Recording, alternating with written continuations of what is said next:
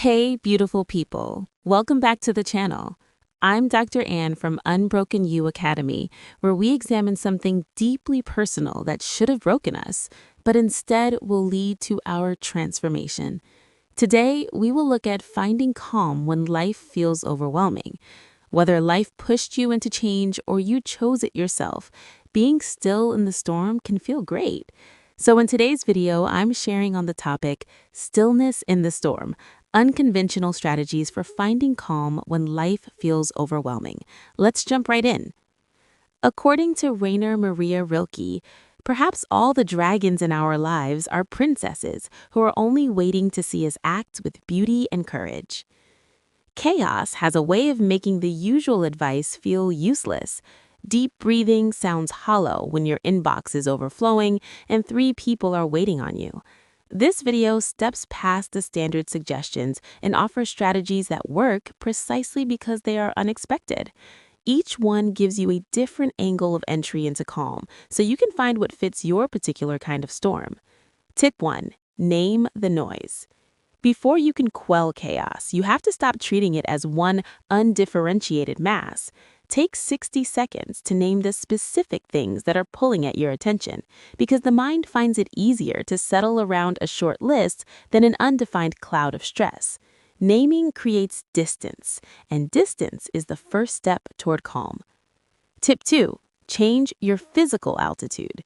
When your thinking feels trapped, your body is usually trapped too. Stand up, sit on the floor, step outside, or move to a different room entirely, because a shift in physical position interrupts the mental loop that keeps anxiety circling. The change does not need to be dramatic to be effective. Tip 3. Use cold water deliberately. Splashing cold water on your face or running it over your wrists activates a physiological response that slows your heart rate within seconds. It's not a cure for the source of stress, but it gives your nervous system a brief reset, making everything else more manageable.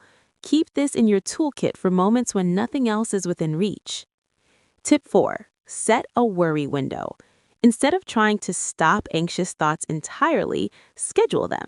Choose a 10-minute block later in the day where those thoughts are allowed to run, and when they surface before then, remind yourself that they have a time and place.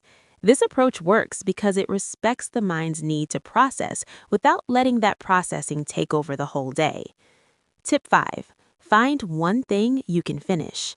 Chaos grows in environments where nothing feels complete. Scan your immediate situation for the smallest task you can close out in under 5 minutes. Do it and let the small sense of completion shift your internal state. Momentum is a form of calm, and it often starts with something trivially small. Tip 6. Speak more slowly than you feel. Your speech pace is both a reflection of your internal state and a way to regulate it. When you consciously slow your words, your breathing follows, and the people around you tend to mirror the shift, which lowers the ambient tension in the room. This is a quiet strategy that works without anyone knowing you are using it. Tip 7. Let one thing be unresolved.